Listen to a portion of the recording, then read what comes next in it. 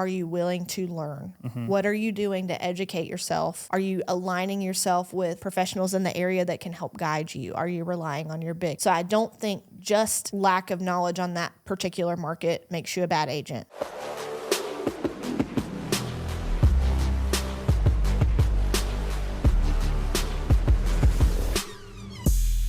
Hey everybody, welcome back to another episode of The Real Estate Show. I'm Tiffany Weber, a real estate attorney at Thomas & Weber with offices in Mooresville and Huntersville, North Carolina. And today I am joined by everybody's favorite guest, Ryan Weber, my husband. Well, thank you, Tiffany. I'm not everyone's favorite, other than the one guy on YouTube that told me to take off my stupid hat. And you know what, guy? Got a hat on because I haven't got a haircut in a while. Well, hopefully this one's not as stupid as the last one. I don't even know what stupid hats you have. Was it just that you were wearing it? It was my Looney Tunes hat. Oh, that's a great hat. Go YouTube. YouTube comments. Shout out to you, Tiff. You are officially a YouTuber in my book. 20K, guys.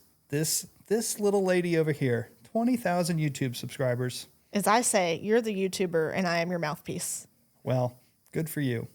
And I don't read the comments. So. I do, and I don't like them. Some of them are really super nice, though, that you tell me. Yeah. Then there are other times I can just see the look on your face, and I'm like, he's reading YouTube comments. I better go to the other room so he doesn't tell me what somebody said that's mean. Yes. So if you are not subscribed, like 93.2% of you guys that are watching these videos, subscribe The Real Estate Lawyer on YouTube. It really does. Obviously, it helps, and it gives us motivation to keep creating content that is useful. And, we even started this channel so many years ago just to provide some value to people that are trying to learn more about real estate, specifically in North Carolina, but there are some things that apply across the country. And we get a ton of in-person feedback in our office in closing saying how much they've learned. And it just makes it a lot more exciting to keep going when people, actually want to watch and they subscribe and they see the numbers going up. I'm like, okay, we'll keep doing this. Well, and I don't know if you've ever said it on here, the biggest passion of yours in what you do, obviously closing real estate's nice, being a lawyer's nice. However, your biggest passion is educating real estate professionals. Yes. And it doesn't have to be a real estate, but educating. Yeah. If I had a classroom on this that people just came to every day, that would be like a dream job of mine. It's called the Real Estate Lawyer YouTube channel. Exactly. So because I don't have that, this is how I'm able to do it. Yes. So, because this is your favorite thing, it's helping you get, people are asking you to do speaking engagements. Mm-hmm. So you can go educate more and more people, which you love doing. Mm-hmm. So, thank you for subscribing. Thank you for all of that because it lets Tiff do the thing that she loves doing, which is ultimately helping you guys with real estate. Yep, it is. So I kind of know what we're doing today. Though. I know that I am reacting to something that you have found, that Christopher's found and that you are going to have me react to. Yes. So that is all I know. All right. You're just going to get my unfiltered. I usually like to be able to I like to run what I'm saying out of this mouth through my brain first, and I'm not going to have a chance to do that. You guys are going to get to hear, honestly, how good Tiff is at answering questions without knowing what the question was beforehand. That's a lot of pressure. So one of the biggest, most controversial, popular topics right now is NAR. Yep. Buyer's agents. Yep. They feel like this is going to crush their business. Others are really excited. But what we're seeing is a complete lack of understanding from the general public of what a real estate agent, one, actually does, two, what their value is, and three, agents don't understand how to communicate that without just saying, you don't know what we do. Agree with all of that. Awesome. Well, that's going to get us into this, where I stumbled across an article, and by me, I mean Christopher stumbled across it and sent it to me, that says the 12 clear signs of a bad real estate agent and what you can do about it. So I'm going to read the 12 to you. Okay. And you can say your piece, because I kind of want you to say, is this a thing? Do you see this and what they can do about it? Now, I'm sure the article says that, but I'm sure people want to hear what you think they could do about that and how it harms the closing. Yeah. All right. So number 1, a bad real estate agent drops the ball on communication. Did my paralegals write that? There's no way they wrote this because it is too nice. Okay. That is 100% true. Now, caveat here, if anybody's doing anything at scale, there are going to be times where they fall short. People make mistakes. We have that same issue in our office that, like, obviously we're striving to get it right 100% of the time, but perfection is unattainable. So there will be times where things aren't perfectly smooth. But if there is a consistent lack of communication, that is a telltale sign of a bad agent that's going to put you in a bad spot. Mm-hmm. I mean, the number of times, and these may be fixable things, but let's just say if you had an agent that was doing this throughout the course of your transaction, you may not have been getting the best representation. We'll be at the closing table and find out for the first time at the table, oh, by the way, we amended the contract. Here it is. Can you guys get that fixed? And then they change the price significantly. And now the property nobody told the lender, the property didn't appraise for what it needed to, and it's messing up now the buyer can't qualify for the loan. That's an extreme example, but otherwise, you know what? That's your fault, Tiff. I've heard the agents tell you that's your fault. Yes, we do get told by these types of agents that it is our fault that we shouldn't have predicted that they increased the price $20,000, but that the property didn't appraise. I agree. We should have known that they did this thing that they never told us about. Why did you not know, Tiff? Yeah. Same thing with what happens more often is not price changes, but credits being given or invoices that need to be paid on the closing statement that we find out at the table. Like, oh, we agreed to a seller credit. Well, your lender's got to approve that. What do you mean? Can't you just slap it on the closing statement? No. Not without the lender's approval, because it affects the money that the buyer has to bring. And often there are minimum amounts of money that the borrower has to have put into the property to be able to qualify. So if this credit would not align with that, then they're not going to be able to use it. And I'm even going to give one, even before all this. The hardest thing for you guys is to get the seller's information. Mm-hmm. So the people that are selling the house, the faster you guys get that information, name, email, phone number, address, well, you know the address. Payoff, communication lines started where they actually communicate with you, the faster you guys are going to get problem solved if they arise. Yeah. But what happens is they don't give you that information, and then we'll go weeks without knowing and talking to the seller. Then we might find an issue, and now we're closing in 1 week, and the issue could have been solved 2 weeks ago, but now we're trying to start the line of communication. Now we're under the gun. Yeah. Some lenders, they need a minimum lead time of a week to give us a payoff or longer, or HOA statements. If we don't have the HOA information, they won't give us that statement. And then it's a rush fee. And then they're mad because they have to pay a rush fee, all because the communication, just lack of communication. Now, we'll move on. Can I say what you can do about it? Yeah, sure. So communicate. Communicate. But it can be easy in a transaction where there are lots of people to assume someone else has told the information. Would you guys prefer someone just copy everybody on, or no? If it is relevant, like I say, if it's something related to the buyer, copy the buyer team, meaning attorney, lender, tell everybody.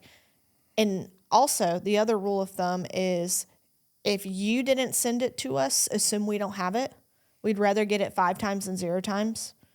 We can deal with a couple extra emails in our inbox so that we've got the information than to be surprised at the closing table. Also, let's shout out your Qualia software, because that kind of eliminates the issue for all of this, because a lot of times, like when you get things, it sends out an email to everybody. Mm-hmm. So while some agents may hate it because it's a login that they don't understand, it is to help ease communication so everyone knows where we're at in the process. That login thing, Qualia just did a major update to help with that. So you can you can just use your Gmail or your Outlook. You don't have to create a new login. But, it's just like any piece of technology. Some people are going to hate it and they don't have to use it. It's just there's a tool. Yes.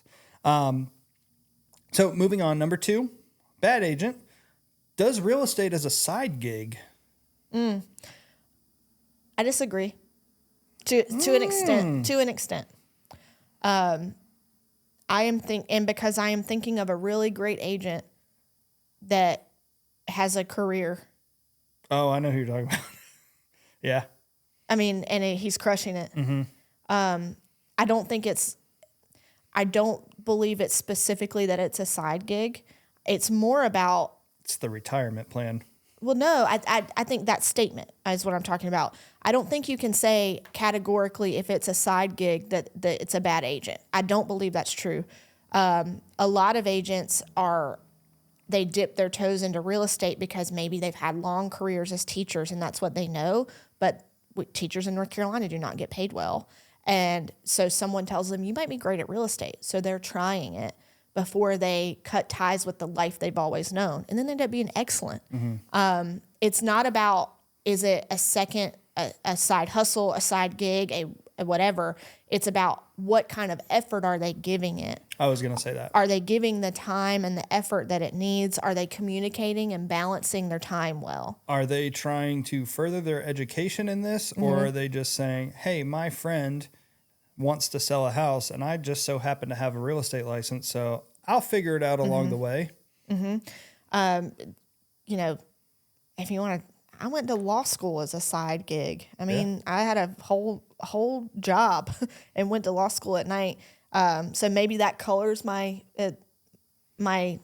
reception of this a little bit, but I also personally know really, really good agents that have careers and they are able to balance it because of the skills, and they're incredibly communicative, responsive, knowledgeable, and they hustle. Yeah. Yeah. So I think that can be true, but I don't believe it's categorically true. Gotcha. Number 3, has their own agenda and gets pushy about it. Yeah, I think that's bad. That's a bad agent. Like your job as a real estate agent. You are a fiduciary. Let's talk legal terms for just a minute. Fiduciary means that you have to put... I was going to say, for the dumb people in the room, that means there's only other one person in the room. You're looking at them. Well, like an attorney is a fiduciary. Your executor of your will is a fiduciary. Think of things like that. You have to put someone else's desires... Your agenda aside...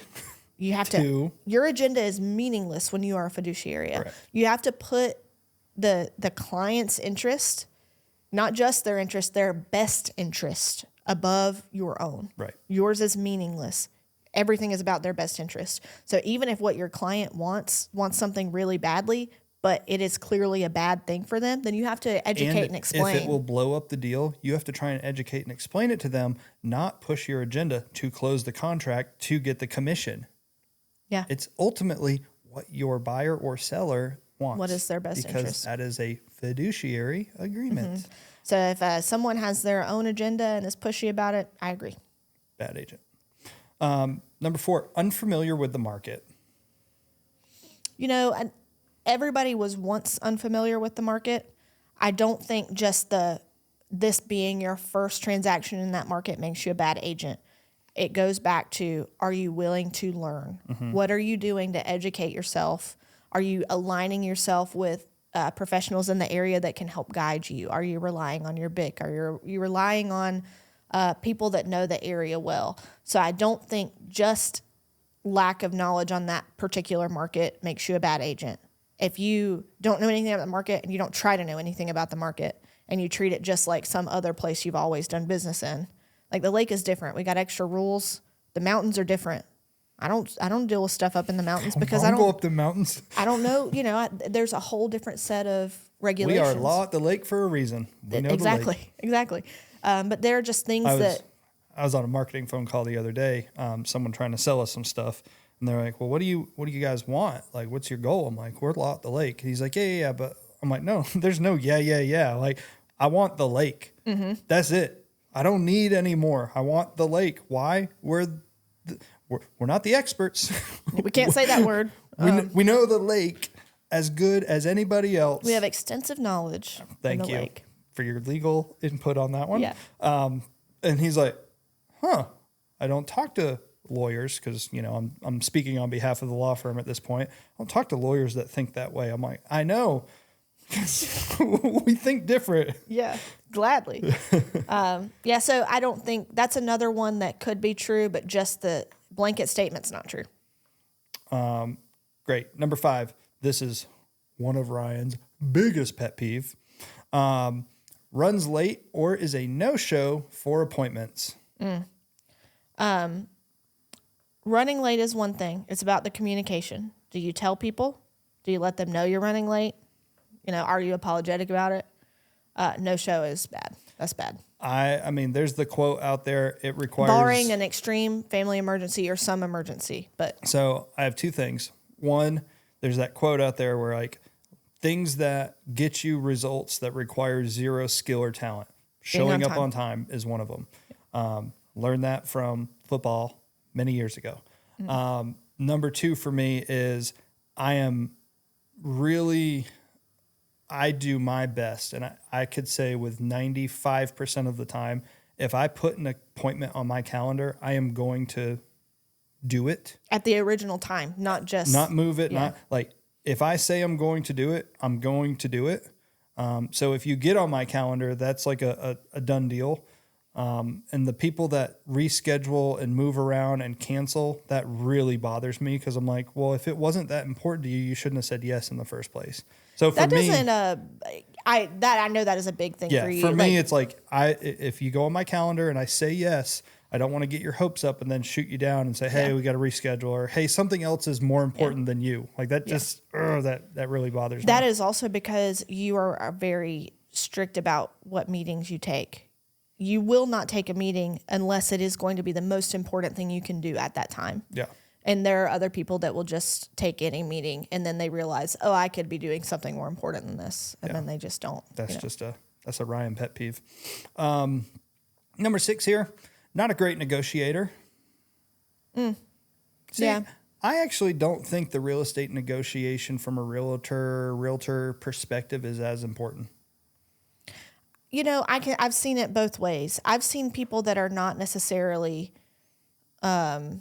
like bulldog negotiators be extremely successful, and it's because they're able to convey concepts clearly without emotion. It can be very easy to fall into the trap with real estate agents, just like it is with attorneys. I want the bulldog. I want the one that's going to be a jerk in court and going to yell and pound the table, and you maybe don't want that. You're going to want someone that can have a calm, focused, direct communication that can convey what matters to you clearly. Maybe that is to some, like, I think that is good negotiation, but other people, when they hear good negotiation, they just think I'm at the car dealership and no, I'm not paying $1 more and I'm going to walk out with this price. And if that's what you want, that's awesome. But I think someone not being a bulldog, so to speak, that's not a deal breaker. Well, and my thought process on this is most of the time, once again, going back to the fiduciary agreement, the agent isn't doing, or I'm not saying they're not doing the negotiation, but like you're tied to what your buyers or sellers are set in. Now, we heard a really good story from Andy G a few episodes ago where he talked about, hey, my client was stuck here, their client was stuck here. So as a negotiation, I negotiated with the other agent for us to pay the extra and make up the difference. Now that, great negotiator. Mm-hmm. That was awesome. Mm-hmm. But I think just on a normal... Yeah, that showed a way to get a deal done where neither client was going to budge. Right.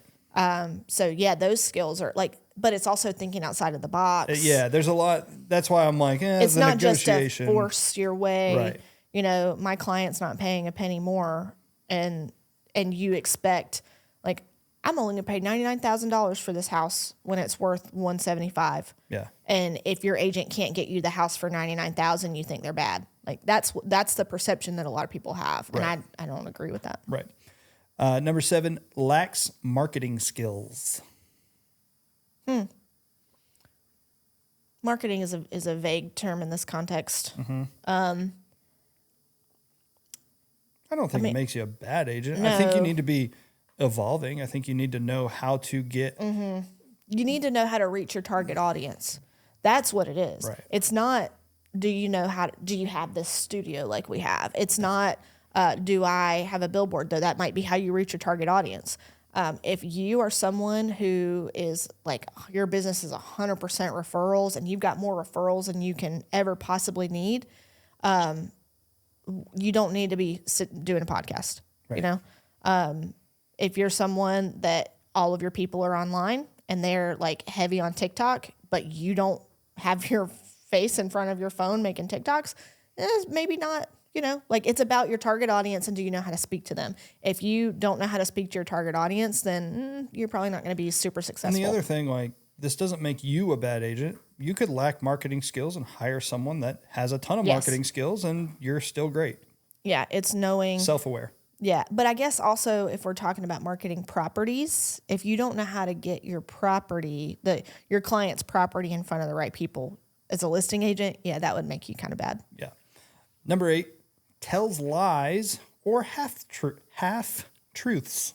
Categorically bad. It's just bad human, bad agent, bad everything. Yeah. Yeah. That needs no further explanation. No, that was, if you're telling fibs, even little white lies, you're bad. That's how we tell our dog that he's bad, which is all the time. Number 9 is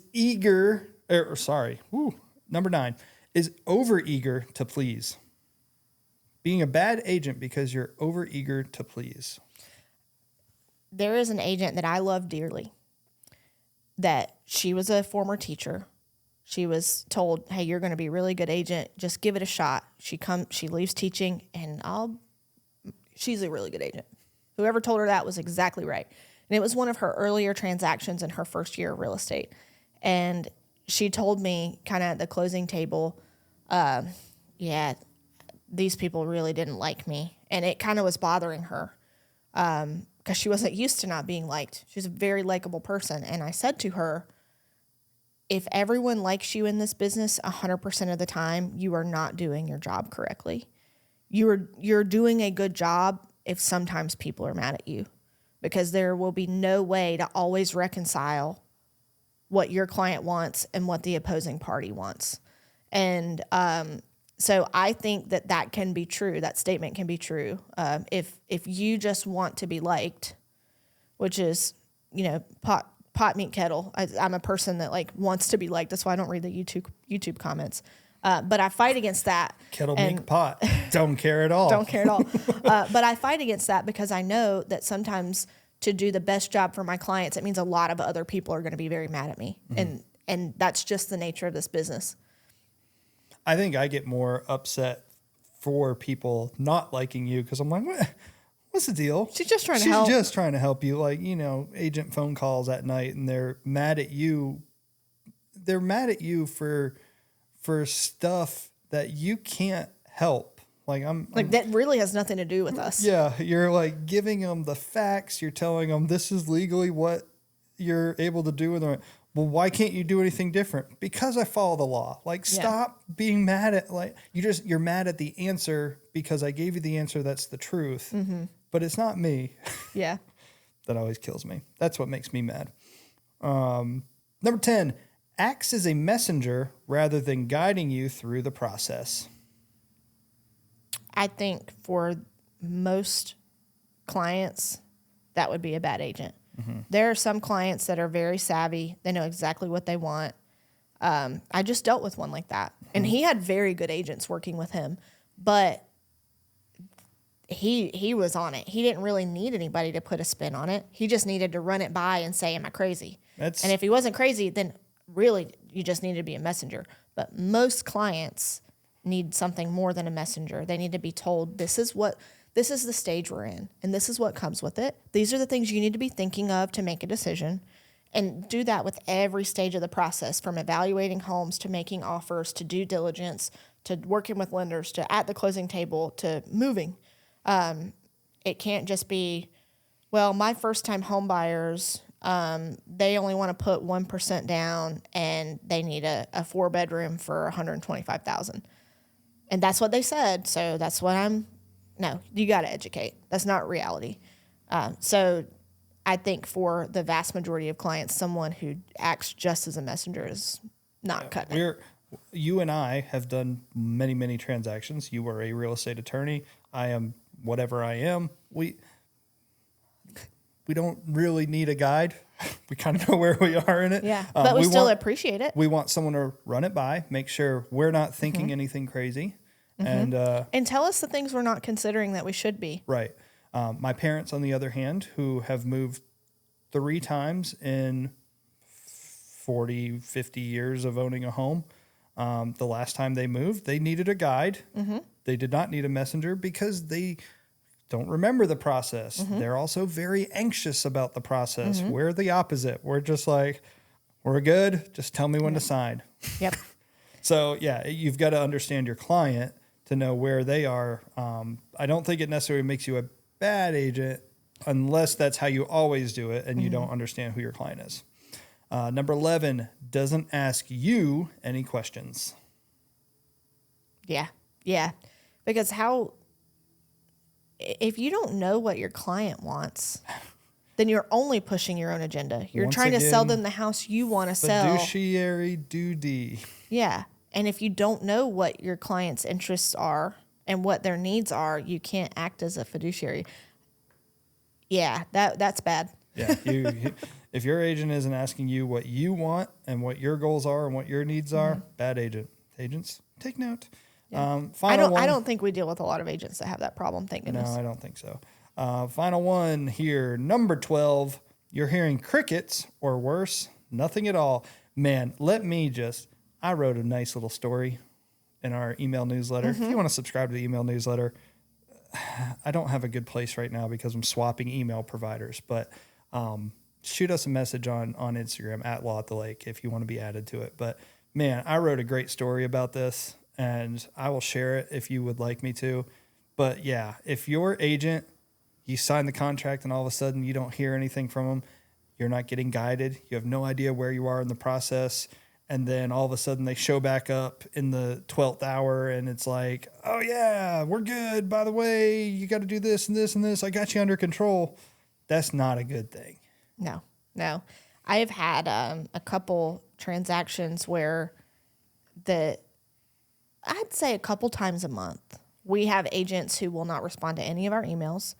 We end up having to, like, especially on the selling side of things, you know, we have to call the seller and be like, we got nothing. Like, we need you to fill out the stuff. We need you to do all these things.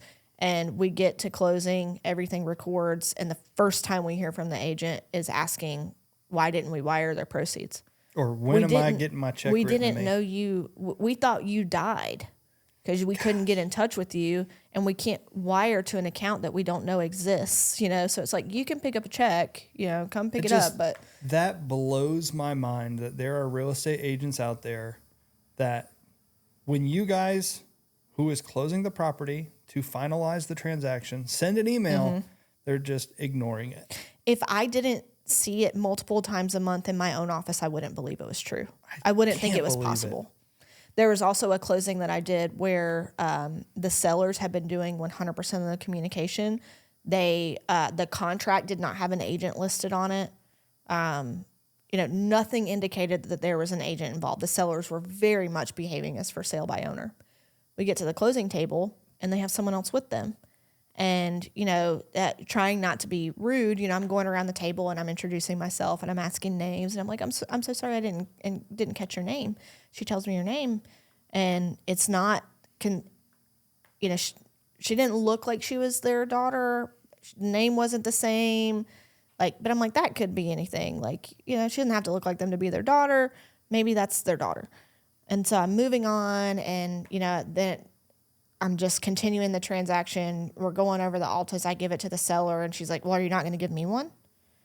And I'm like, well, who are you? Kind of. I'm like, I mean, do you guys want her to have a copy of it? And she said, well, I'm their agent. I should. And I'm like, you're their agent. Okay. This is our first time hearing of you. Your name's not on the contract. They've never told us about you. Like, I'm doing this delicately, but basically, like, she was upset because she didn't see her commission on the Alta, and we didn't even know she existed. The sellers didn't tell us about her. She'd never communicated once with us, like, none of it. And she was appalled that her commission wasn't on the closing statement. Again, that's your fault. That was in your her fault. eyes, it was. Yeah. And I'm like, well, who drafted this contract? Or like, did she just come in at the end of the process? Like, did she not think to maybe? What was the story on that? Did she Nothing. actually help? No. Did the sellers give her a commission? Yes. Man, that is generous. Yeah. I guess I don't know if she came in a little bit later in the process, but she was definitely their agent. I'm doing air quotes because she didn't do anything. She was their agent technically before they went under contract, and she was involved in getting the contract signed, and her name was nowhere attached to this contract. I was like, well, goodness, is there a listing agreement? Like, none of that. But they still paid her. Those are nice people. Honestly, they weren't. Wow. That they were not super easy to deal with, and that was probably. I bet you I can guess why. Because they were paying a commission, and legitimately, like, I know that there are clients who think their agents don't do anything, and that is hardly ever true. This would be maybe the 1 in 6,000 transactions in the last couple of years where I believe wholeheartedly that was true. And I felt bad for them. Yeah. Well, that is the list of 12 things that bad agents do. Yeah. And again, we don't agree with all those. No, we don't. Yeah. Some of them. What do you think if what people can do, we generally are talking to agents out here. So if you're an agent and you're trying to position yourself as a good agent, what are some of these things that they can tell consumers, things that help them stand out? Mm-hmm. One thing I would be sure to explain to consumers is that you do the common things uncommonly well. You should think that communication is a given, but being a real estate attorney who handles significant number of transactions, it's not. So laying out for the client how you actually act as their guide. They're the hero of their story brand, Donald Miller, and you are their trusted guide, and explaining to them the tools that you have in your toolbox to help them get there to what they want and not specifically what you want. Yeah, I think it's about them, not about you. I think that's about as good of advice as you could possibly give. I see a lot of the agents out there talking about how awesome they are as agents, but that doesn't matter. Like in these people's eyes, but also not explaining why. They don't explain why, but also I'm so great. That doesn't matter. Mm-hmm. It does not matter how awesome of an agent you are, because the buyer or seller only cares about getting whatever it is that they're seeking. Mm-hmm. So you need to explain to them how you help them get their outcome. Right. And you don't need to shout from the rooftops of how good of an agent you are. You just need to shout how good you can make their lives. Yeah. And then after you've made their lives great, they'll shout it from the rooftops for you. Exactly. Yes. Awesome, Tiff. Well, appreciate that. I think that was a good little, I like that. Thanks, Christopher. Yeah. Chris always, shout out to Chris. Yeah, who's about to get 800,000 plus subscribers on YouTube on his own channel. Yeah. It's nuts. Magnify. It's really interesting stuff. Really interesting stuff. I can never explain to anybody what Chris's channel is about, because they're like, what's his YouTube channel about? I'm like, weird stuff. I try to say interesting academia, but that doesn't do it justice, because it's digestible chunks of information that you'd never, you just wouldn't. It's like the cabinet of curiosities, or I don't know how to describe it. The only way to understand it is to go watch it, and once you do, you'll be hooked. All right, so this is just a bonus for you that made it this far. Christopher just drove to, if you don't know Christopher is the one that edits our short form videos. Mm-hmm. I edit the long form videos. He's the one that does the short form videos. So anything it has been for a long time. Yeah, anything that's doing vertical video for us, he's our editor. He's the man. He just drove up to Indiana, 1, to watch the Final Four, and then also 2, to watch the eclipse. And while he was in an Indiana library doing his research for his YouTube channel, because he goes to the libraries. Yes. You didn't see this because you left our Slack channel. I didn't leave it. I just haven't logged in. We have a Slack channel of just me, Tiff, and Christopher for making notes about our stuff. And now it's just a me and Christopher direct message. He posted this, and this is an ATM in a library for legal help for estate planning in Indiana. That says It is an ATM that says Indiana Legal Help. Oh my gosh. Bonus reaction from Tiff. So How is that not unauthorized practice of law? his statement to me. So in the libraries in Indiana, they have ATM kiosks for legal help where you can just print out estate planning docs and such. Not sure if it's awesome or terrifying. Maybe both. So, I mean, North Carolina has this thing called eCourts Guide and File for things that, like summary ejectment or small claims, and they help you fill out the things that most people do pro se anyway. They're not going to hire a lawyer for this. So to minimize fatal flaws in the filings, North Carolina has set up like interview questions. What is your name? Are you suing somebody for what? And then it helps you fill in the forms. It doesn't give you any guidance on like, do you have a basis for your claim? But it at least makes it so the forms are done correctly. So maybe it's like that. I don't know. I just figured you get a kick out of it. That is, wow. What a way to end the pod. What a way. What a time. What a time to be alive. Yeah. From 1987. Oh my gosh. Well, thanks for joining me on the episode. People really like it when you join. I had my feelings hurt for a while because, no one really wanted me on here. And now we've been getting a lot of feedback. Who? I don't know. You just imagine that in your head. Well, now we got some feedback. They're like, hey, we really like Ryan on there. So yeah, which I've been telling you the whole time. Thanks, guys. Don't believe it from me. They're like, that dummy on there makes us feel so smart. I don't think that's true, but it's funny that you said it. It's spoken into the existence of the world, so it is now true. All right, so it is the weekend. This is a Saturday. You will see this episode on Monday. So Ryan, this guy, has to go get to editing so you can get it out. And we got to go to Costco. Woo!